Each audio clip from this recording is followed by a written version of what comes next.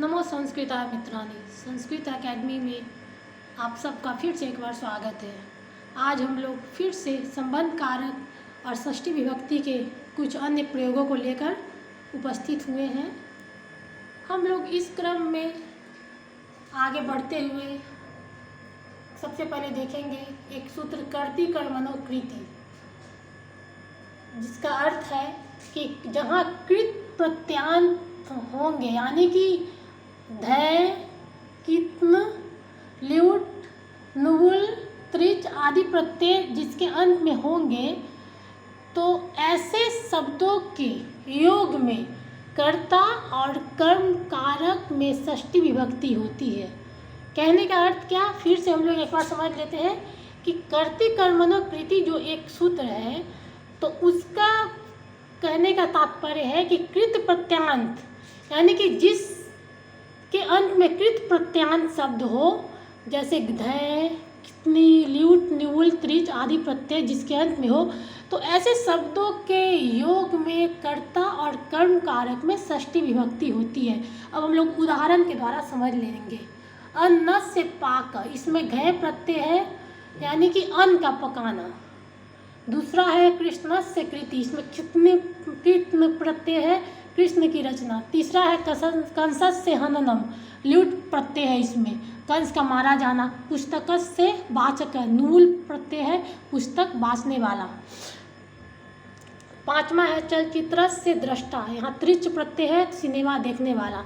तो इन सब उदाहरणों के द्वारा हम लोग देखें कि जिसमें भी त्रिकृत प्रत्यांत शब्द थे, तो उसमें हम लोग क्या किए कि कर्ता में षष्ठी विभक्ति लगी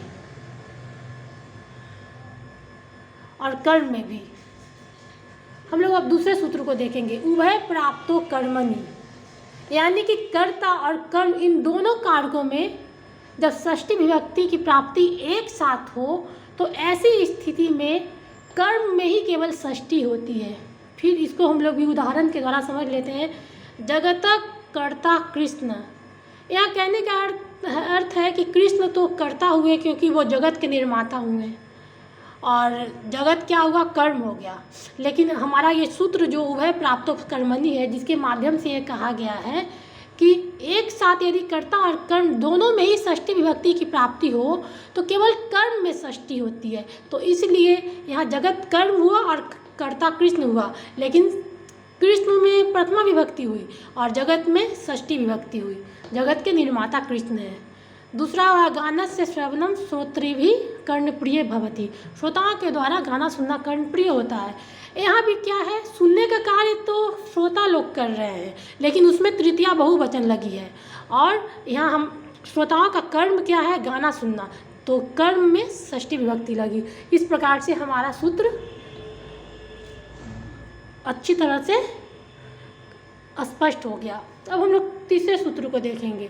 कतत से च वर्तमाने, कहने का मतलब कि वर्तमान काल के अर्थ में जब कत प्रत्यय का प्रयोग किया जाता है या होता है, तो कर्ता में षष्ठी विभक्ति होती है। जैसे राज्ञाम मत बुद्ध पूजितो वा, राजा मानते हैं, जानते हैं या पूजा करते हैं। दूसरे उदाहरण में हम लोग देखेंगे। तन नाटकम तव दृष्टम, वह नाटक तुम्हारे द्वारा तुम्हारा देखा हुआ है। कहने का मतलब कि वो नाटक अभी मतलब तुम देखे हुए हो, अभी देख नहीं रहे हो, पहले से देखे हुए हो, जिसका असर अभी है कि तुम्हारा नाटक वो देखा हुआ है। तीसरा हम लोग उदाहरण में देखेंगे। इदम कार्यम मम सम्मतम, यह कार्य मुझसे सम्मत है। इस प्रकार से मित्रों हम लोग देखें कि हमारा आज षष्ठी विभक्ति संबंध कारक पूर्ण हुआ, और फिर भी इसमें ऐसे भी सूत्र हैं जो कुछ अभी बचे हुए हैं, लेकिन वो उतने मुख्य नहीं है, इम्पॉर्टेंट नहीं है।